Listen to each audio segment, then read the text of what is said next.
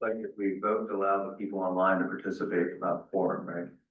Well, Or I had to be present in person to be able to vote in person. I think we actually will, because this is such a small group. already do have. Yeah, we already have heroes. Okay. Yeah. We just have to have half, so we did of the voting members.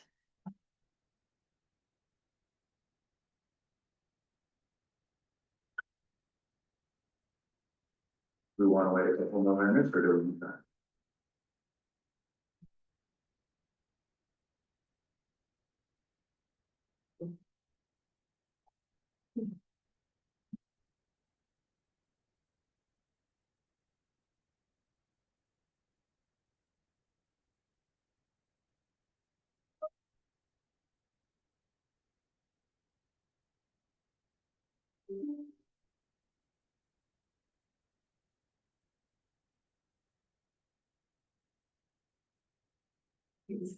Yes. You see Jimmy Peter's AI wants to Yes. notate and record the meeting. Is that okay?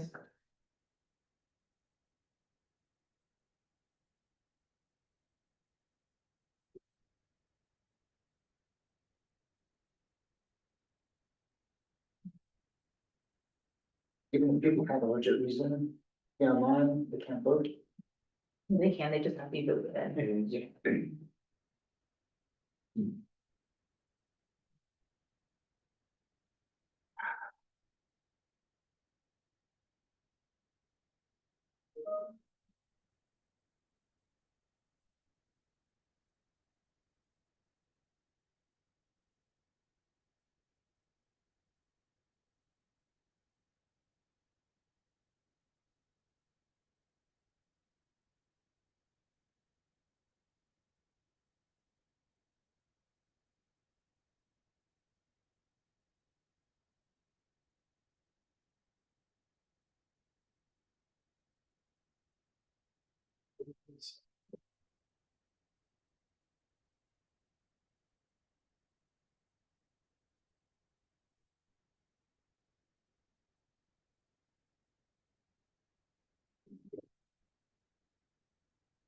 And folks online hear us okay? We're waiting just a second to see if we get any other participants. Loud and clear. Thank you, Chuck.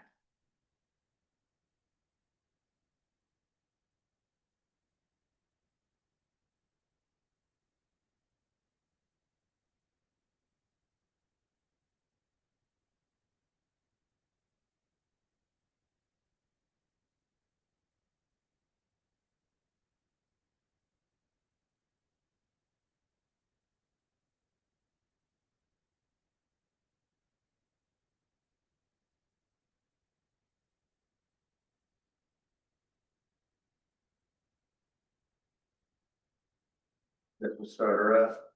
Yep, sounds good.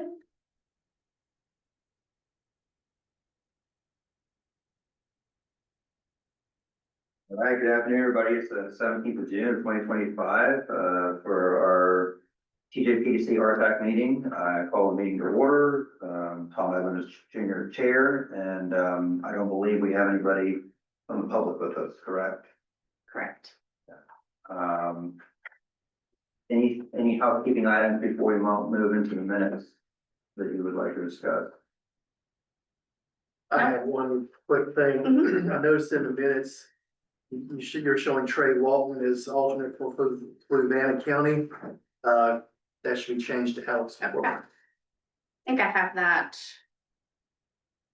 somewhere. Okay, I see that, yeah. We have updated the roster. I'll make sure it's reflected in the minutes as well. God, I can't remember, when did you start, Alex? You were here, April 1st. yeah, you were here, I think, Okay. last I RTAC meeting. couldn't remember. Yeah, All right. thank you so very much. And then the only change I have for the minutes is I think I meant to say third revision of the text, not the fourth. So I don't remember what I said, but I think we approved, we were working on the third. Okay, I motion to approve the minutes with the requested changes. Can I get a second? Second. All those in favor say aye. Aye. All those opposed? Excellent. We're ahead of schedule. By 4 minutes. All right. Hey, Andy. yeah. you like to all about smart scale? I mean, the Tom, real quick, do Yeah. we need to vote to allow the members, Yeah. even though we do have quorum, which will Yes, officially approve them? do I want to make a motion too? Yes. I motion to allow, of the members of the committee to participate remotely. Greene County and Nelson County, and then anybody else on there, my glasses on, sorry. So, I think that's it. and I get a second to allow them to. Person from VDOT. Parson for VDOT, can I get a second to allow them to participate? I get second. All those in favor say aye. Aye. Aye. Opposed. Excellent, thank you for reminding me. You're official. Yeah. We're still on a schedule. Yes. Yeah, I don't really have a lot of additional feedback, just as you all may recall, we had talked about what the potential impacts would be of looking at changing the area type for the TJPDC area and smart scale from area type C or D. From area type C, which it is currently, to be consistent with the other rural planning district commission area types, which is type D. And it looks like with a few minor exceptions, there would be some that it would be a positive impact for the projects that are being submitted in the planning district commission area outside of the MPO. So the PDC prepared some additional recommendations, and it looks like they're planning to have that discussion at the commission. So this is really just an opportunity if any additional questions had come up, or if you all want any additional discussion. Certainly happy to answer any questions related to this effort. And in addition, to us discussing it back in April, this information has been disseminated to the Thomas Jefferson Planning District Commission, to those commissioners, as well as county administrators. So that way we've tried our best to make sure that we've gotten the information in front of everyone who it may impact or would be helpful in making a decision. And we are asking just for a recommendation as to whether you want us to move this change forward or not. From here, as it said in the memo that was attached, it would then go back to the commission to actually make a formal vote on, and then on to eventually the Commonwealth Transportation Board for their approval or not. I guess I'll speak first, Chairman. We're in Louisa County, we're in favor of anything that allows the rural counties a better opportunity to receive smart scale funding. Yes. Considering we're competing with the rest of the state. Louisa's a little disappointed that pretty much the one project out of the list that could be impacted negatively happens to be in our locality. But I guess it's for the benefit of the better good, right? So, I mean, I'd like to hear from other members, but I think we probably end up recommending support of this if it allows our rural counties to be scored more favorably in future rounds of smart scale. Does anybody want to add on to that or disagree? Well, I'll just speak from Fluvanna County's point of view. I mean, I've only been here 13 months, but the transportation issues I hear in my locality all seem to be safety related. So I would think we'd be in favor of this as well. We're in favor of Albemarle County as well. I think it's good for everyone as well. Have it be more favorable for our district. Greene, Nelson, you have anything you'd like to add? I would just state that I appreciate staff taking the time and VDOT taking the time to review this. And based on the current rating system and the last 3 rating systems, we would all fare generally better. Hopefully that analysis holds through whatever changes they decide they're going to make to the program this time. But the fact that staff took the time and the energy to find something that generally improves the odds for our region is greatly appreciated. I'll second that. Thank you both. Do you want a motion on that? Yes. I motion that we forward recommendation of support are you looking for the proposed, modification to smart scale for future rounds? All those in favor say aye. Aye. Second, yes, I mean, I'll second. second. Not second, second. I'm off my game today. All those in favor say aye. Aye. All those opposed? Congratulations. Wonderful. Well, thank you again for your feedback and help with this. And again, in the same vein, we obviously want to do what's best for everyone in this region. And we thank VDOT for bringing it to our attention. Just a great collaboration here of how we all work so well together. So thank you all. Thank you, everybody. Peter just signed out. Thank you. Next, move safely Blue Ridge. All right. Thanks, David.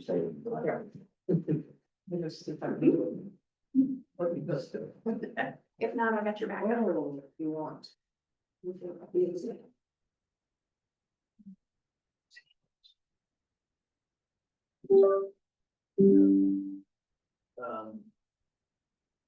That's all.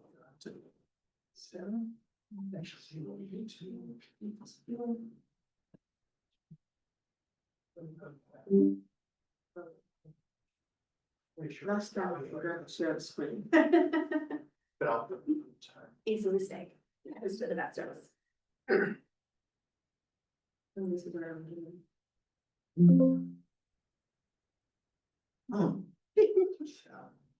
Wow, sorry. Yeah, that's. Well, oh my goodness. So. Let's start sharing. Until I open, Well. you were saying about your these years of doing Zoom. It never gets any easier. So how do I exit this? Just about one of those jobs. There's really no need to be there. The public, our public hearing should be very straightforward. And once you get presentation with you, we're all set. Wow. Okay. There's nothing other than that. Here. Actually. Today I'm short order, see the.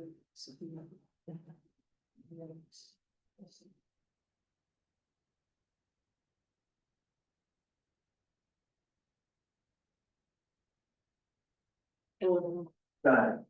no, it's not. Is it? It was up there. It was It was up there. Was that full screen? There it is. Yep, you're all set. Wow. You can see it, it looks It was beautiful. like a night. Well, good afternoon, everyone. My name is Sarah, as you know, Sarah Simba. I'm one of the regional planners here at the TJPDC. And I'm on the Louisa and team, Safe Streets and Roads for All Action Plan. I'm just presenting the summary of the plan. The plan has been adopted. My colleague Gorian, I'm gonna acknowledge for sitting right there, is the project lead. Taylor, our director, part of the team. And I don't know if Danielle McCray is online, but she's also there in case there are any more questions about the plan. It's been adopted. So congratulations. We are excited. It's been a long journey. But we are looking forward to days ahead to see member localities use this plan to benefit our region. So the most favorable region, as we already know, is the comprehensive safety action plan.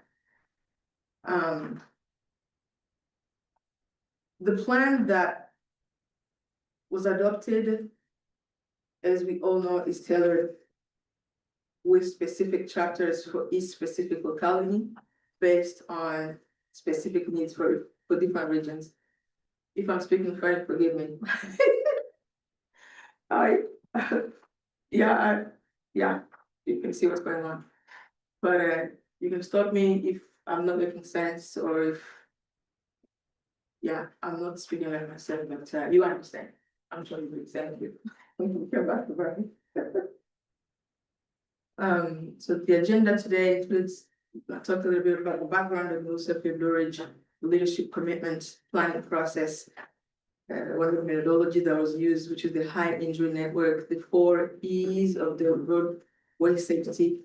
We're gonna talk about our public engagement, which you all took part of, and then propose solutions for each locality and where do we go from here.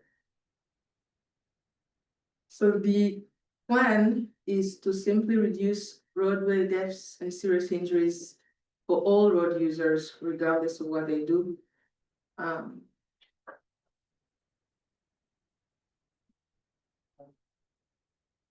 Regardless of which way, which mode of transportation all road users do use. So the Mississippi Blue Ridge is a federal initiative which was established under the Infrastructure Investment and Jobs Act, or the bipartisan infrastructure law, which is expiring soon, through which the US DOT has been supporting localities and to promote its long-term goal of 0 deaths through traffic and serious injury by the year 2050. In 2021, this grant program was established, and funds available were over $5 billion to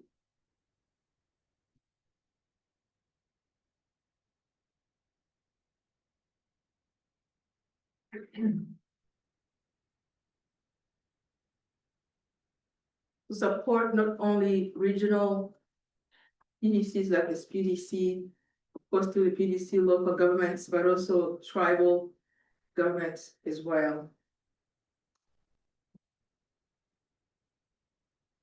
So if you click on your agendas, for some of you who have your laptops, you can access the plan online. I believe that was the draft plan, but we have the current plan that's finalized that will be made available for you when we can. So the TJPDC also received funds through this, which we were working with to bring this plan together for you all.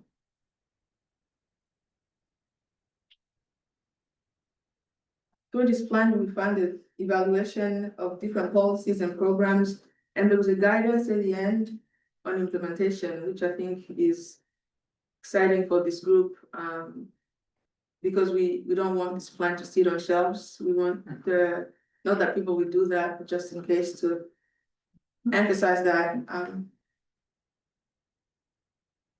So this comprehensive action plan contains multiple key components, among which there is an analysis of historical trends for all jurisdictions, and through this analysis, you can identify frequency and severity of crashes. There is an identification of emphasis areas. These emphasis areas are areas which are provide predominant factors that contributes or end up in crashes or injuries, mostly serious injuries. There is also an analysis of high-risk locations, and we also mentioned our public engagement efforts, which took part in different localities. I think I enjoyed most of that too.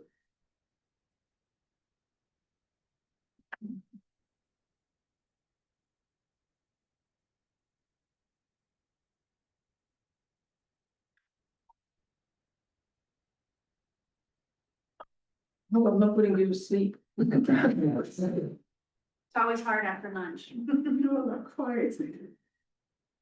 But we are here at time, and I think I have about 20 minutes. So, yeah.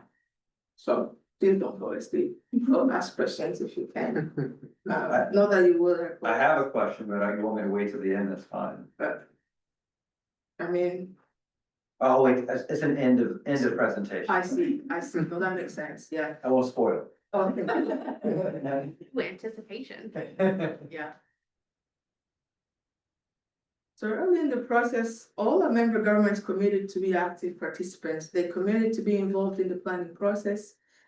And they each reviewed historic data and trends. And based on those data, they decided to set up goals that aligned with their specific needs and priorities. Like you can see on the slides, for Albemarle, Fluvanna, Greene, and Nelson counties, they committed to have the total number of roadway fatalities and serious injuries by the year 2050, whereas 2045, sorry.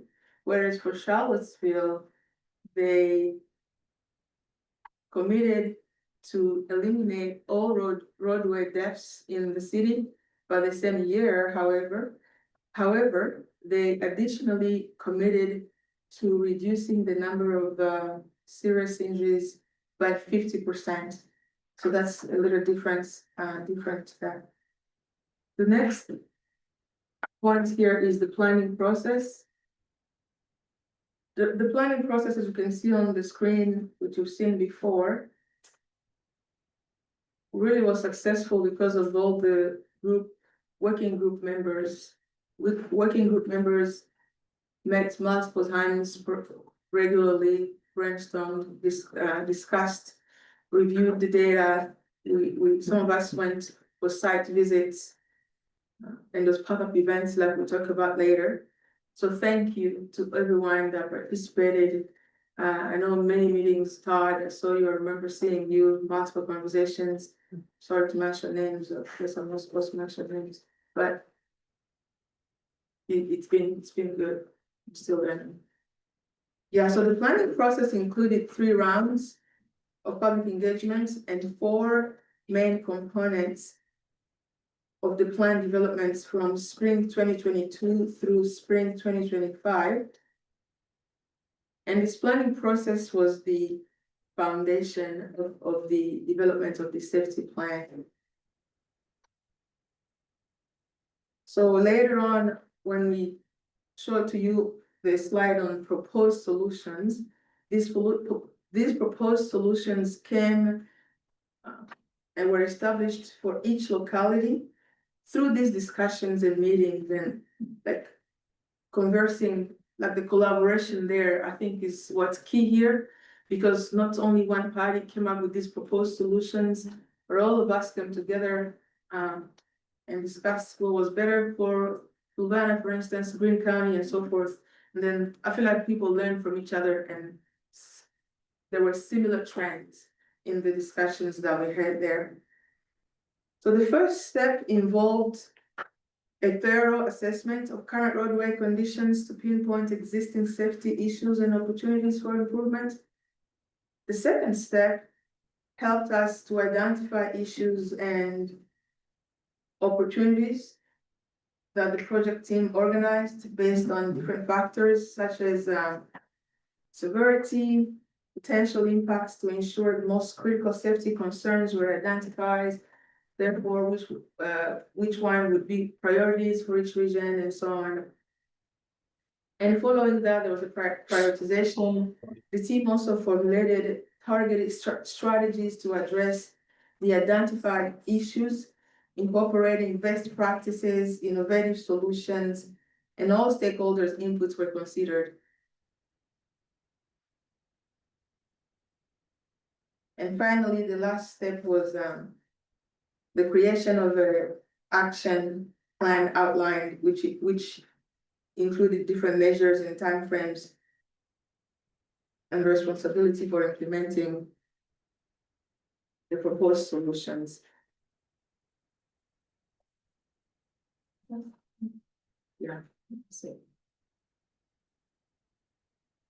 So the high injury network, I remember when we started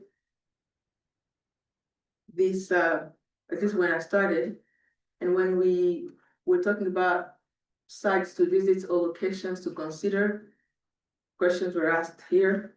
So if you have questions, perhaps you can see Oriana at the end or Sandy or see us at the end.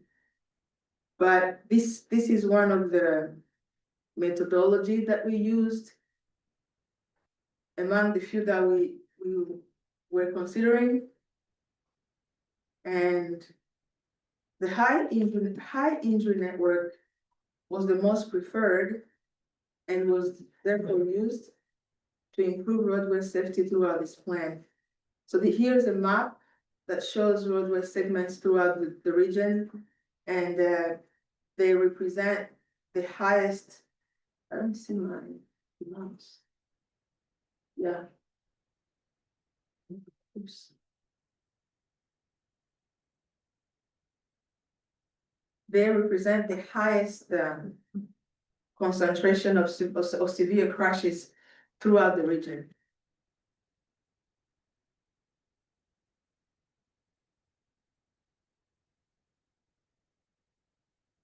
I think I have the wrong.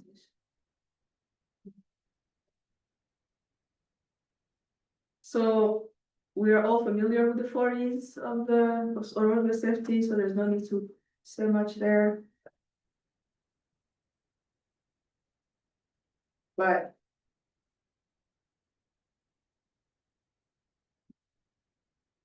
public engagement being a key factor of the Move Safely Bridge was an exciting part of this project. Because, and if I can just bring this home a little bit, it was good for me to be part of the team and to go out there, whether it was in Fluvanna or Greene or Albemarle, and to talk with folks who tell you, thank you for being here, this is what we think, can you just do this and that, to see them filling out surveys so we can collect the information that we need, so we can bring it back to the team and go from there. So that was very, very important.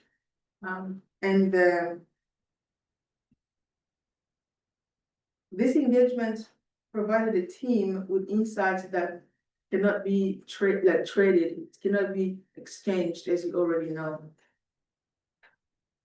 We were able to identify the region's values, issues, and opportunities, where to improve, what strategies to consider. And we also allowed for a revision for the draft plan. And here we are on the different proposed solutions.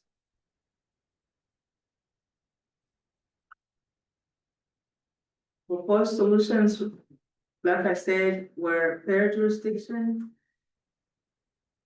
engineering countermeasures at different intersections, systemic improvements, which included proven safety measures for each roadway network that were considered. And then there are also policies and programs, which were non-infrastructure measures to address the different quarries, as you are already familiar with. Now, where do we go from here? So the regional comprehensive action plan, safety action plan has already been adopted by all jurisdictions. That makes you all end by the TJPDC commission, which makes all member governments eligible for implementation funding and for additional supplemental funding or demonstration projects if you were interested. And the current round is actually going on.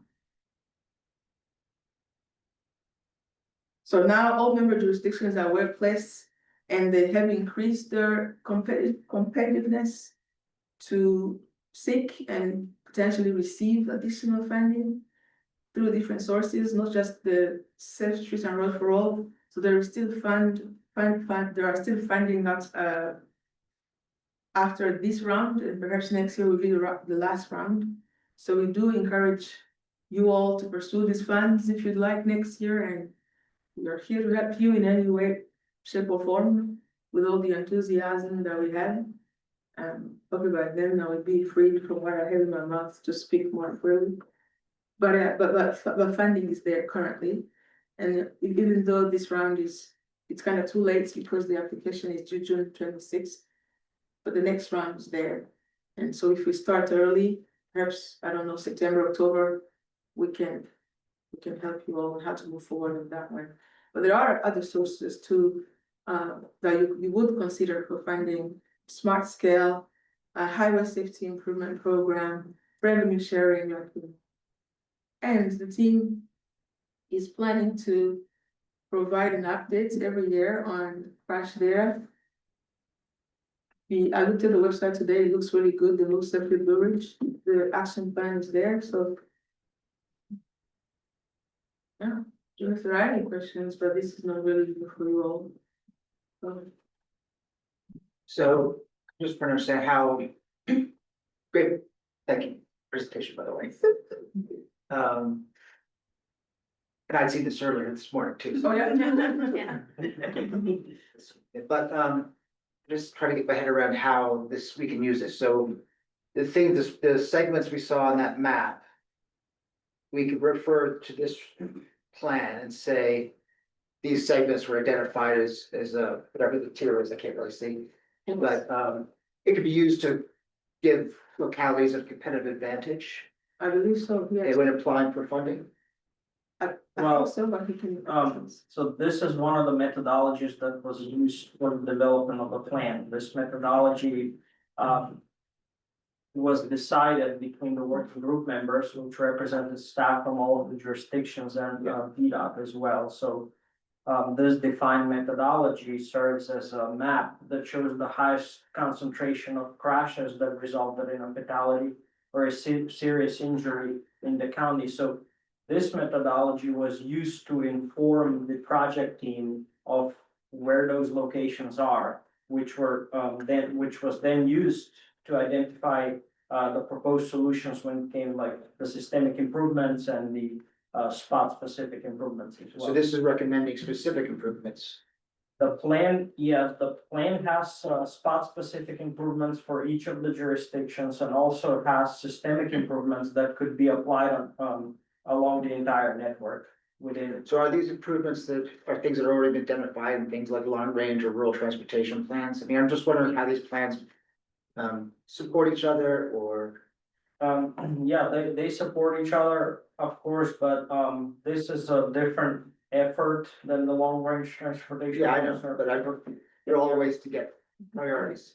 And this one, the focus predominantly was safety. Right. And so this was a safety plan, whereas the long range transportation plan was a little bit more zoomed out and looked at kind of all modes, how do we accommodate future volumes, what are the Yeah. priorities of the region? So I know that the difference between plan types, but I'm just thinking how they all lead towards funding recommendations, applications. That's my getting at. Yeah.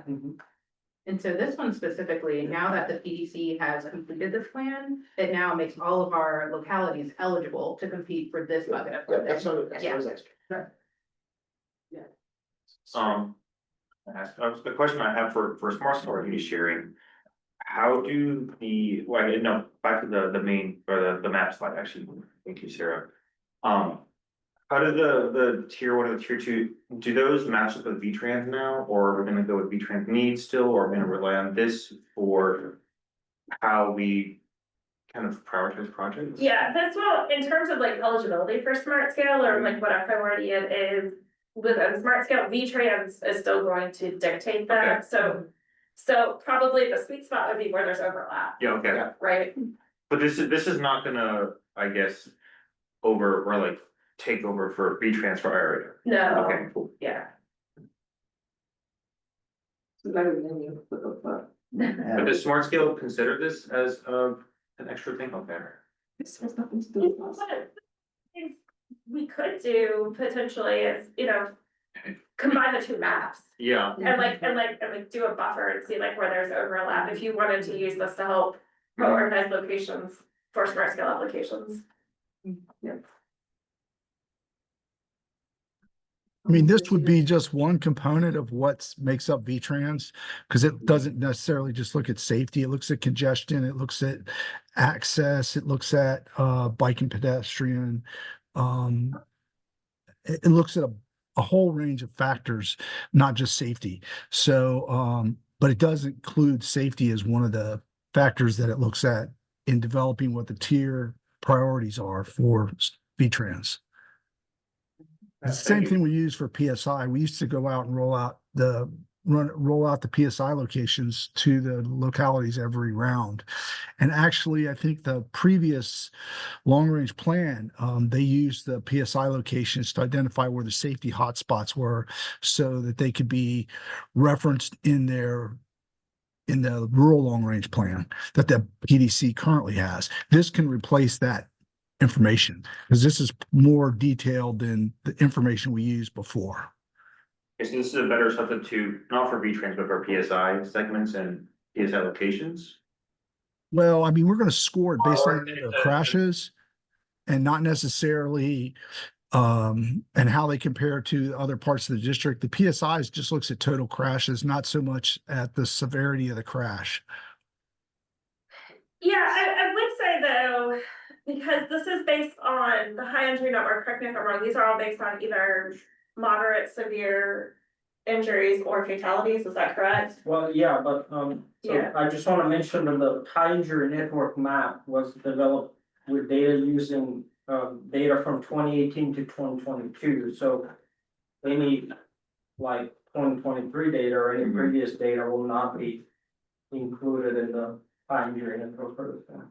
Yeah, so maybe one of the correlations, maybe to tie the two together, is not necessarily related to the V-Trans need, but might be to say that where there are these, especially the darker lines on the high injury network, that means that that might be a good spot to look for more information on the number and types of crashes, because when you score a project in Smart Scale, they're looking, they use a property damage only equation to look at the severity of injuries, and it's based on actual historical data. So when Chuck was saying that PSI is based on overall crashes, not necessarily the severity of the crashes, this might give you a better sense of what projects are likely to get higher safety scores based on the methodology for how Smart Scale projects are scored. Okay, yeah, we're trying to figure out the best way to incorporate this when we start doing project selection next month.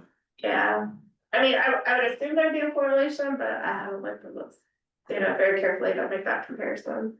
I think I would assume too, and like Chuck said, earlier today, I was looking into our 2050 LRTP and long range transportation plan. And I could see those PSIs and so forth, but probably was trying to say. Says it's, Oh, no, I was done. pardon? I was done. Alright. What sense of. I think I got my question answered, so we'll figure it out. But we'll still look at the PSI maps, because that's going to give you the locations where you have the largest number of crashes, but doesn't really necessarily give you what the severity of those are. So use both is probably the best way to go, because this is going to give you where the largest concentration of injury crashes are, where that's going to give you where the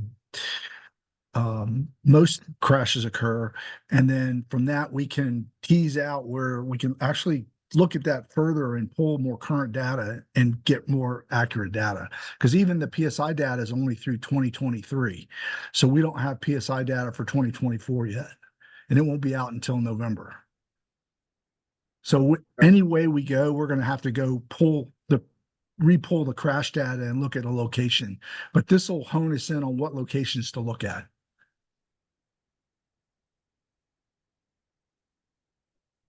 Thank you. Yeah, So planning question. As we work on our comprehensive plans, for the years, is this something we should look into at least mentioning in our transportation section, having as an appendix, like, I mean, like, there's, for Smart Scale and other things like that, it sounds like it's not needed because we're still relying on V-Trans and other stuff, but I guess I'm suggesting that perhaps is there a desire to have us mention it in the comprehensive plan and when we go to update them? I guess is my question. Is that the goal for this project in TJPDC or? I would say 100% yes, 100% yes, but please welcome to chime in and explain more. Because, yeah, I mean, I feel like the decision should be on Louisa County, you were to mention or not. The goal for this plan is to enable Louisa County to seek implementation for the projects identified in the plan. So it's the plan serves as a guiding document, so that's the goal. However you else want to use it, that you think it will help Louisa County with transportation, but you're more than welcome to. I'm pretty sure the comprehensive plan adoption is a file type for the Smart Scale application, so. Yeah, it would also help with your, if you want to apply for the federal dollars directly, if it's in you want to reference in your comp plan as a reference document for that application too. So I think it would be good to put it in there, at least somehow. At least a sentence mentioning it. I mean, I would like- So they can apply for the federal smart, okay. Well, good. I think that's where I was going, is it's just something to help with the funding mechanisms, whether we as localities need to mention this plan and the comp plan updates to our transportation. Well, I was gonna reference it in our comp plan, which is currently underway. We know whether the county pursues funding for any of the projects we have listed is a separate matter. But I think just as a practical matter, it should be referenced. And so we're gonna put it in there. Yeah, And I also think it's helpful to illustrate kind of over time, like the planning work that has been done on the same locations, you know what I mean? And so if you were to have like a previous plan review and like a list of previous studies that you reviewed and you reference this one to show these are the locations that were studied, that could also help in the future, just showing that there's been ongoing study. I had the exact same thought, because for Fluvanna and Louisa County, we can say, hey, in the last 5 years, we've had Move Safely Blue Ridge study, and we've had the Zons Crossroad study, done and for that area. I mean, that's like 2 sentences, so, but it sounds like I appreciate, answering my question, that's where I was going with that. yeah, It was an end of presentation. absolutely. Yeah, and folks can access the plan online, you know, through just clicking the link and you can see the In whole. order for a plan not to sit on the shelf, you have to remember that it's there to reference, right? It's kind of key. We did a rural needs assessment study. It's gonna be an excellent segue for some things we're talking about later. Yeah, but really, thank you so much all for, I don't know if there are any other questions, but, yeah, we look forward to continuing to enhance safety in our region and to build on what we built, so I'm personally thankful to have been part of this project and to have met everyone. And I hope that we will be able to reduce deaths and serious injuries in this area. Or to reduce crashes. And other things too, I think, I don't know, maybe I'm spilling the beans here. But I'm thinking, how can you use this as you move forward in planning? There are those non-engineering solutions, when you look through the plan and you see those, what kind of things you can start doing as a region in terms of inculcating people's citizens, I guess, I don't know, citizens' brain or people, how to change behavior, how to like learn how to be. Yeah. You see what I'm trying to say? Yeah, so I think it's a wonderful plan and I'm excited we have this right now. I'm only hoping for the better. Thank you. Thank you for the presentation. And all the hard work on it. It feels like we started it yesterday. Really good. We are on schedule. So this is great. 2020, we're talking about 2026 already? Yeah, I mean, it's June somehow, middle of June, my goodness. All right, Sarah, what are we gonna talk about for next year? All right, so I have just a couple of slides, really just kind of as a reference that I will share. But I'm very excited about some opportunities and things that we have coming up in FY 26. Trying to stop sharing, but I think I've done it. Yes. I think. TBD always. Yeah, so a couple of them are housekeeping items. The first one being our meeting schedule. We presented to you guys and to the commission the FY 26 rule program. Let's see, gosh, that was back in February, which feels like forever ago. And we were really, I feel like that meeting was our online meeting and we had such a wonderful discussion about what we can do with this committee that it really got our wheels turning and thinking about how to kick off FY 26 right. We were also speaking to some other PDCs about their rural transportation programs and looking at our funding as a whole. And you probably don't recall exactly, but our administrative line item is relatively small. The funding for the program is relatively small in comparison to something like the MPO. And so therefore our admin line is as well. So one of the things we wanted to propose to this group was moving from having having meetings every other month to maybe a quarterly basis. And that would allow our staff time in the admin bucket to be stretched a little bit further to work more for this committee. With that said, if that was something that everyone was amenable to, we were looking at possibly changing the dates a little bit as well. And this was something we talked about in our MPO technical committee meeting this morning as well. If you were unaware, the Commonwealth Transportation Board usually meets on the day that we have our meeting. And that unfortunately precludes our staff, as well as any of you, from attending that. So we were looking at possibly shifting away from that third Tuesday, with the exception of August, and I'll talk about that in a second, to maybe doing it a little bit earlier in the month. So we were looking at possibly the first Tuesday, keeping the timing of 1 p.m. the same.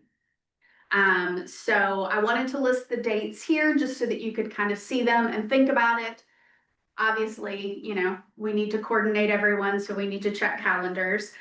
The August meeting has a little bit later date of keeping our third Tuesday because I will be at a conference and I didn't want to start the year off with me not here. That's not good for anybody. So wanted to put it out there to the group. Number one, how do we feel about quarterly meetings instead of every other month? Agree. So I'm not against it. I know all too well the dangers of slipping into a pattern where it feels like all you do is meet and no work gets done. And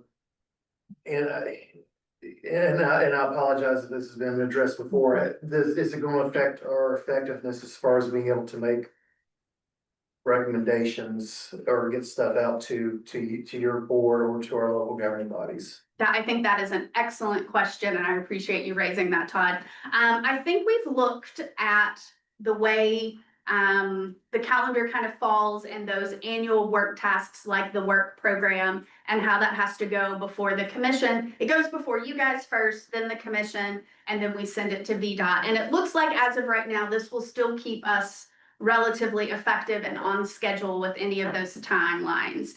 And the other thing that we're going to talk about on the next slide is kind of looking at an overall plans review and prioritization, which I think will also help us stay on task as a committee. And I'll also add to that, I think we do a really great job kind of anticipating what's coming down the line, since we have so many things that happen, you know, every year on a recurring basis.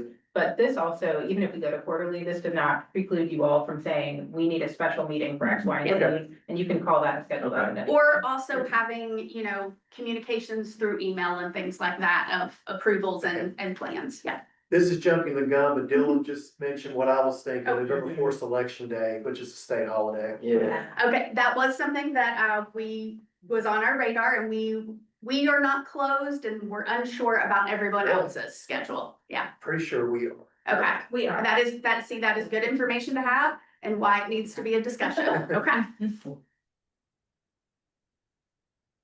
So we're actually off on the 11th too, for what that's worth, it's Veterans Day. Veterans Day, yep. Okay, yes. Thank you. So we're moving up a week. November, man, it is a month full of holidays, isn't Maybe it? we'll keep the third week. Tuesday for that one too. Does that work for everyone? Getting your Thanksgiving? Week, I think. Well, Thanksgiving is the 27th. So it's I'm maybe in North late. Carolina, Thanksgiving, so I'll be here. The week before? Week before, Meredith. Yep. I'll be in Western North Carolina, so I'll be 6 hours away.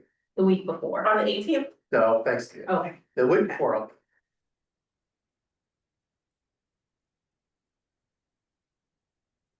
Any other thoughts, discussions? It's just good to know about dates that don't work. This is important. So with, I guess, more admin Mhm. time and money, would you propose to have different, like, All that. different, not programming, but like just different topics and stuff like that, or what's gonna be the time, like, what's the time savings you get on your end from having a quarterly more?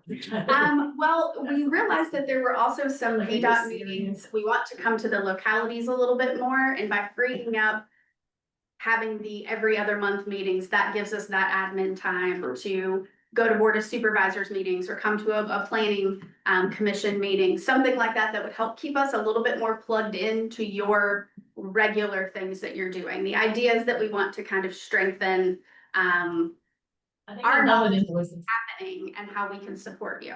Cool. And I'm gonna skip around here because I feel like this feeds better into the next. We can come back to election of officers. One of the things that I felt like came out of that February meeting that was, at least for me, being the newer staff lead to this committee, was the understanding that we all try our best to understand what each are doing, but without necessarily having that all together. Looking at what plans have already been done, like Mooch Safely Blue Ridge, and how we can then utilize them together as a group and think about what is coming up, what needs are out there.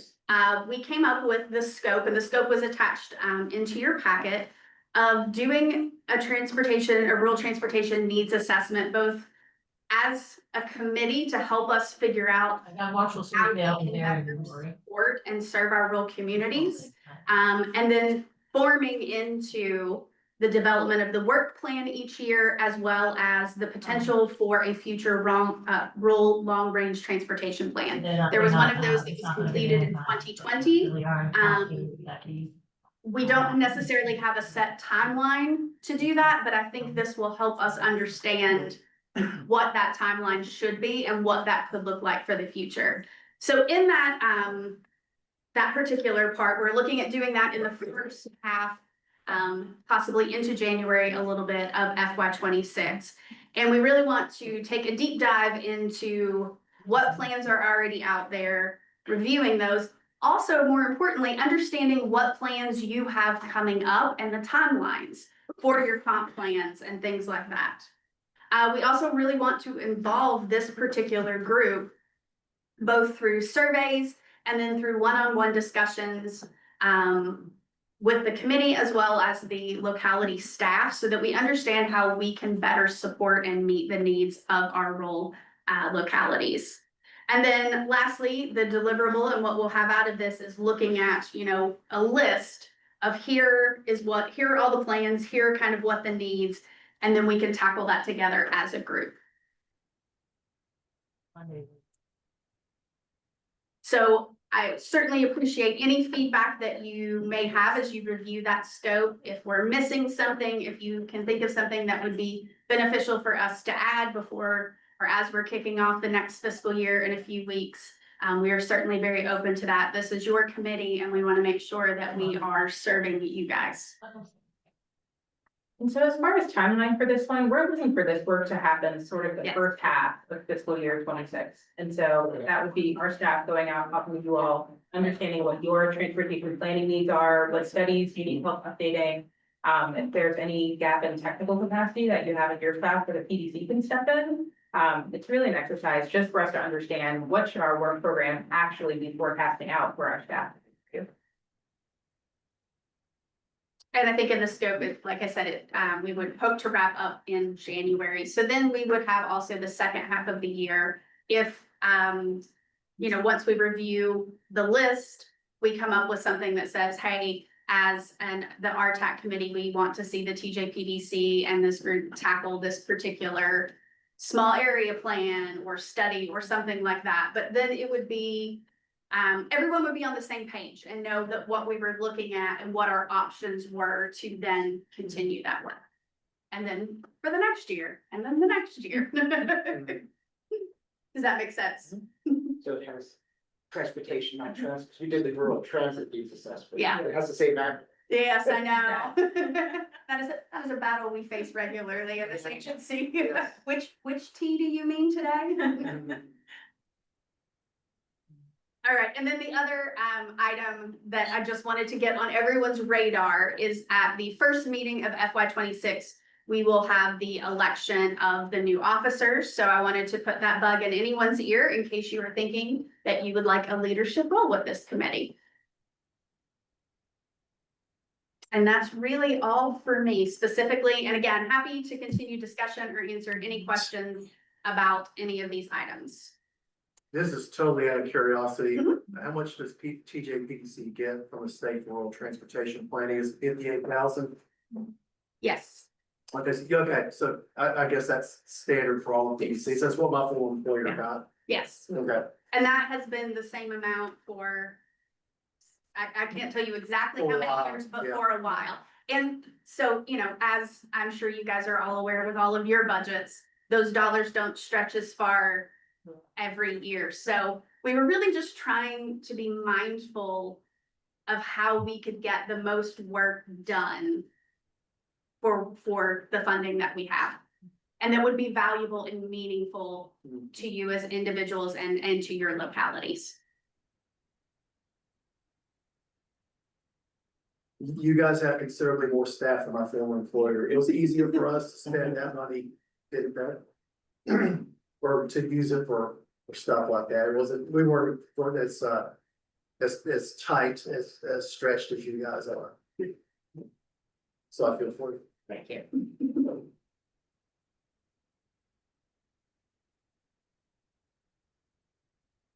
All right, if there aren't any other questions, and please feel free, in the next little bit, if you pull up your calendar, you know, the next day and say, oh my gosh, I see another conflict, let us know. We will probably be sending out those calendar invites soon, just so that we can make sure that we get a hold on everyone's calendar, because we know how quickly they fill up.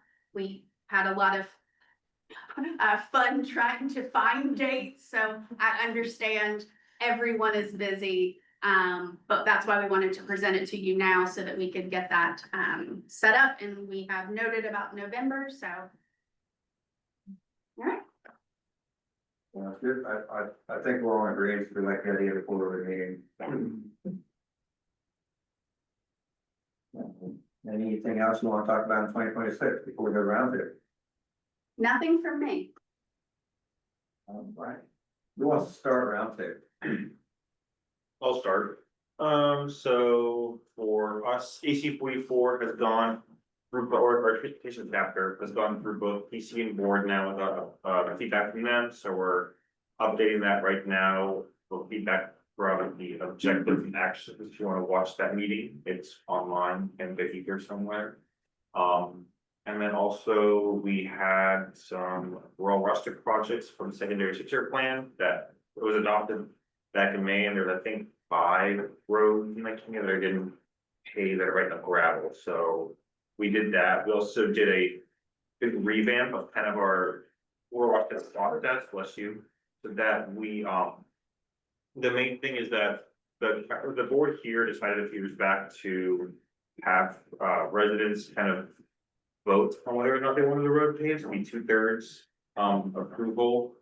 But the responsibility of the signatures was on staff, and that was a ton of work for me. For, you know, it's 8 roads, and each road has 20 people. That's a lot of stuff. So it's been shifted. So now that resident requests, they're also responsible for the signatures and fighting with them. Living in here, basically. So that's a change that I am excited to implement for this next year. That's the main stuff right now. Yeah, for rural things.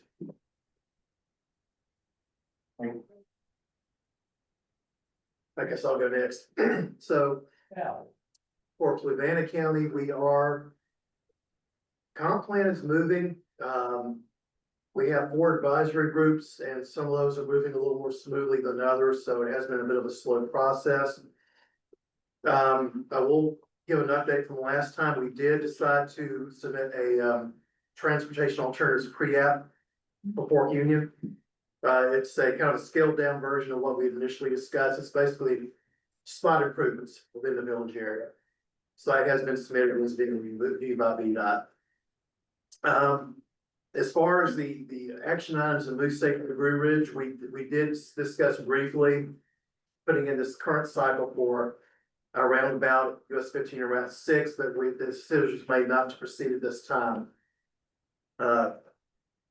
mainly it's a funding issue because there are some matching funds involved. And, the feeling was there's probably no appetite at this time on our board for anything in which would require them to pony up some more money. So that intersection is still on our radar. I'm not sure yet how we're gonna proceed, but, that's all I got for Fluvanna.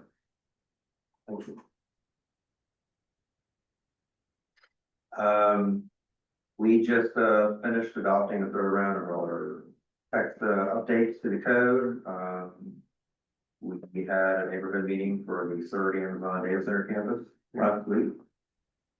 And we are still continue to be busy. Our skills around the corner.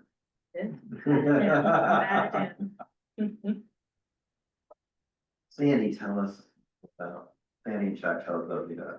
It's funny you say that smart scale right around the corner. Probably later this summer, we're gonna be reached out to start some discussions about potential projects that the localities are interested. We're working on sort of some of the findings from the last round, and we'll have some internal meetings to discuss how we're going to go into project identification, but we'll start earlier, and it probably will still always come down to, you know, the final few hours as usual, getting on applications, but we'll try to start working with you all early. Anything you want to add, Chuck? No, that pretty much covers it. Like I said, we're gonna kicking off smart scale and gonna get rolling. So with the new, we got a lot of data out of the last round, and we're doing some tools. Sandy's working on the tools, so hopefully we'll be able to do a better job screening them. So we'll have a discussion about that and some of the things that they found last time about the projects that got funded last round were primarily priority 1 and priority 2. So if you're not one of those two, it's going to be difficult to get the project funded. So, and it's just a matter of how much we can spend in assistance to help you get projects that don't meet one of those priorities funded, ready to go for smart scale. So that's going to be part of the discussions moving forward. So, all right. Well, hopefully we'll walk through some of that stuff when we meet with y'all. Thank you.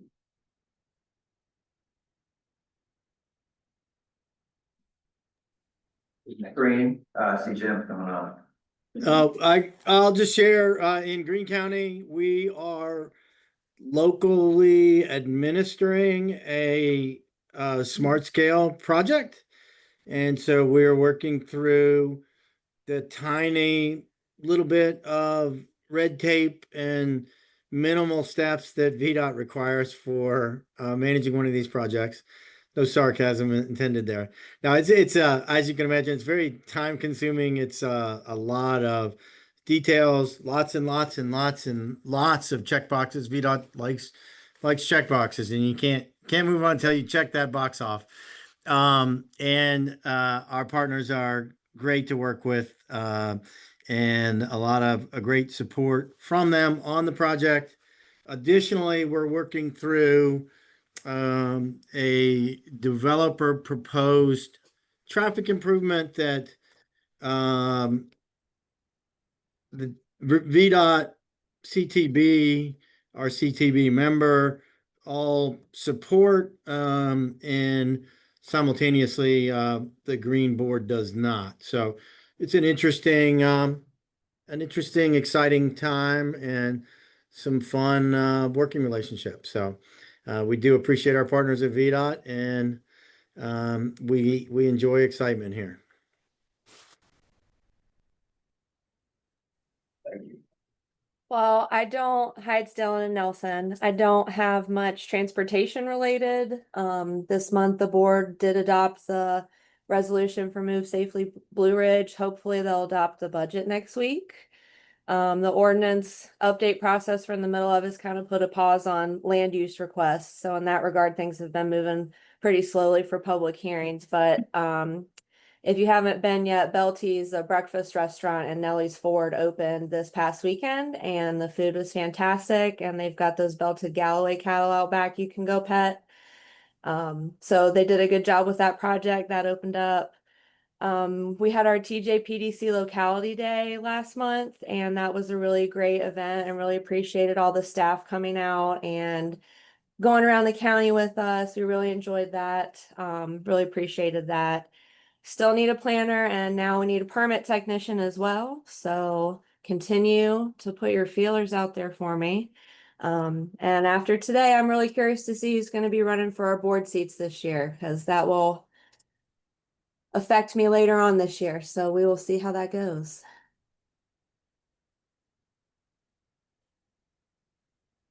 Since Dylan mentioned it, we're looking for an ambient program specialist, so if somebody who's interested, please send them my way. And we're looking for a principal planner for transportation, because Jessica's gone, and a one for long range planning as well, since. Hey now, I've been looking long. We're all gonna be fighting now. Everyone, you know. We can collectively keep our eyes and ears open. Yes. Yes. You can't have any of us. Yeah.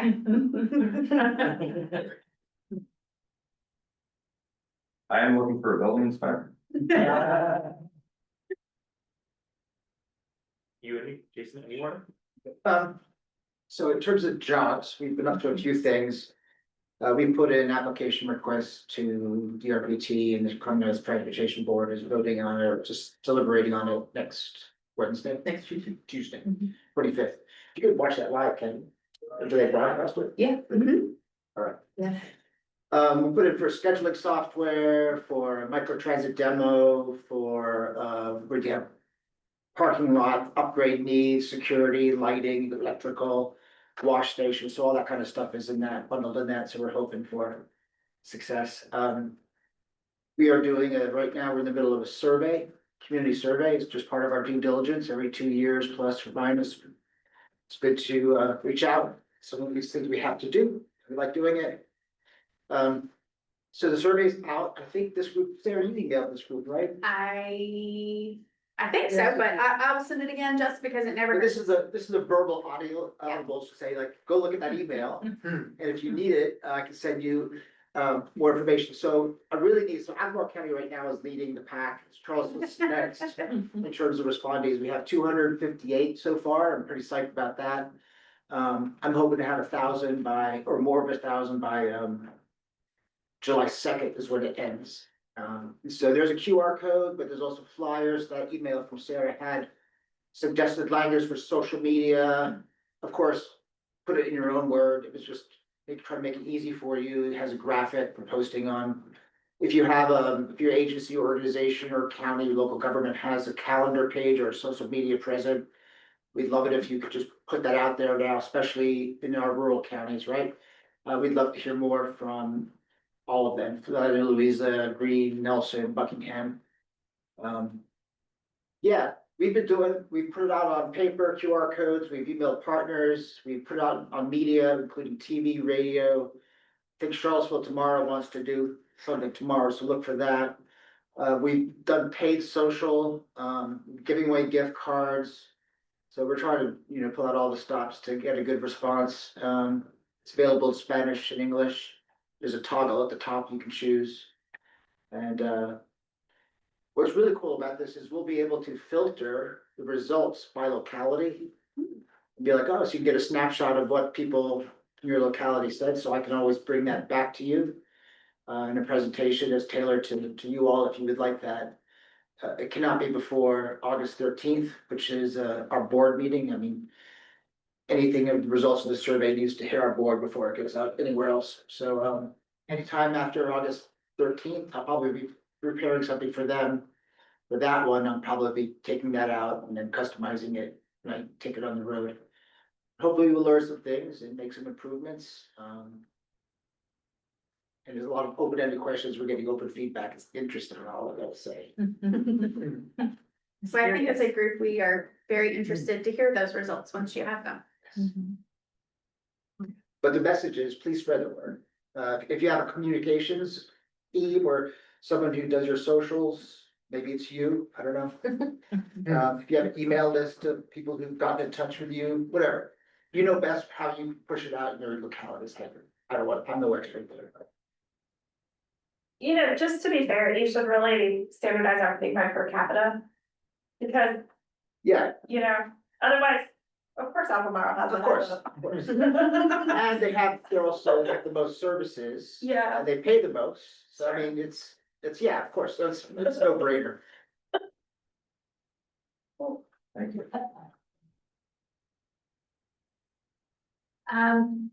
Might want to check with Carson, see if he has anything to add. I'll keep it brief for Lynchburg side here today. Similar to Culpeper, we're currently drafting our round 7 project list for Smart Scale.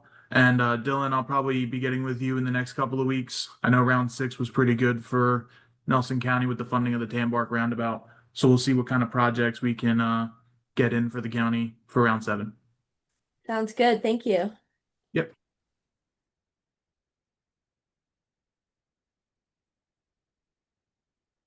Does anybody else have anything they'd like to share with the group?